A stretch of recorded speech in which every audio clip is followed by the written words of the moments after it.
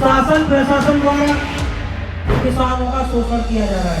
Police प्रशासन की बात करूं तो पूरी तरह क्षेत्र के युवाओं को चोर और डकैत बनाने में तुला हुआ। ननेरा गांव में इतना बुरा हाल है कि घरों में सांप बिच्छू और पातर हो गए। एक छोटी सी बारिश के बाद पूरे गांव को जैसे बाढ़ आ गई हो। जेवर का तहसील परिसर बीते शुक्रवार एक बार फिर किसानों की दहाड़ से गूंज उठा। जेवर में जब से एयरपोर्ट आया है, किसानों की समस्याएं आम हो गई हैं। किसानों का आरोप है कि प्राधिकरण की वादा खिलाफी और लापरवाही का नतीजा उनके लिए नासूर बन गया है। कभी कोई गांव बारिश के पानी की चपेट में आ जाता है तो बेरोजगार युवा भी लोकल कंपनियों में रोजगार पाने के लिए दर दर की ठोकरें खा रहे हैं। इस क्षेत्र में किसानों की समस्याएं इतनी भर नहीं, टूटी सड़कें रोजाना हादसों को दावत दे रही हैं, तो रिश्वतखोरी भी बड़ा मुद्दा बन गया है। किसानों का आरोप है कि अधिकारी आंखें बंद करके बैठे हैं और किसान अपनी मांगों के लिए आए दिन धरना करने को मजबूर हैं। इसी के चलते जेवर तहसील में भारतीय किसान जूनियर टिकैत के हजारों किसान आर पार करने के मूड में इकट्ठा हुए। जेवर क्षेत्र के कद्दावर नेता रहे महेंद्र सिंह चौरोली के सुपुत्र पवन चौरोली के आमंत्रण पर आज हजारों की तादाद में युवा और किसान अधिकारियों से अपना हक मांगने पहुंचे। जेवर तहसील में किसान ऐसे दहाड़े कि पूरी तहसील जय जवान जय किसान के नारों से गूंज उठी।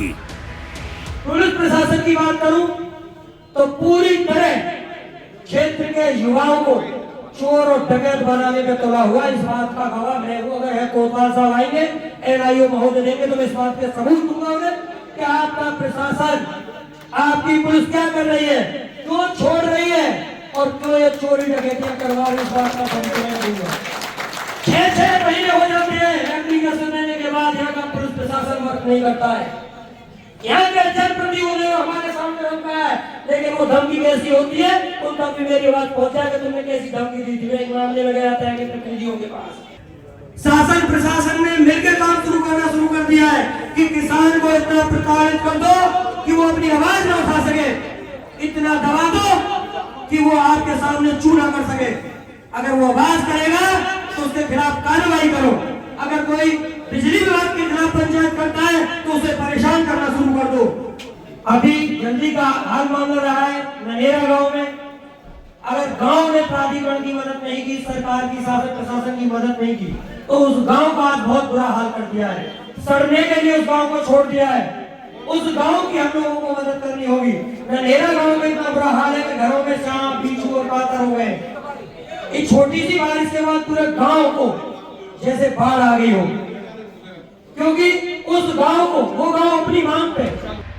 जेवर क्षेत्र के इन किसानों के बीच में नोएडा तक की किसान सरदारी मौजूद थी। पवन चौरोली आज अलग ही मूड में नजर आ रहे थे। इस दौरान हमने उनसे और दूसरे किसानों से बातें की और उन्होंने जो कहा आप भी सुनिए।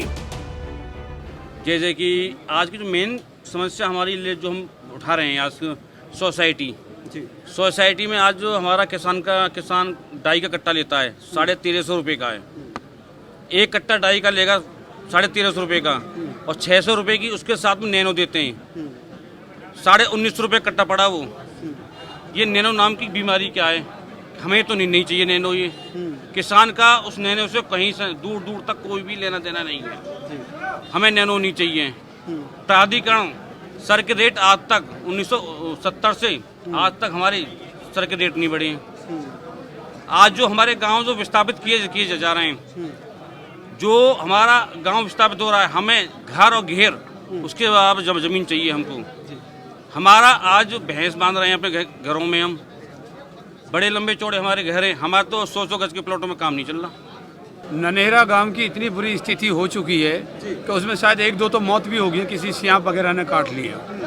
और इन लोगों पे इतनी सुविधा नहीं हुई ननेरा गांव के लिए कि जो उसका पानी निकाल देते या उन लोगों को कहीं अच्छी जगह ले जाकर रोक देते कि जब तक हम तुम्हारी व्यवस्था बनाए आप यहाँ सुरक्षित रहो।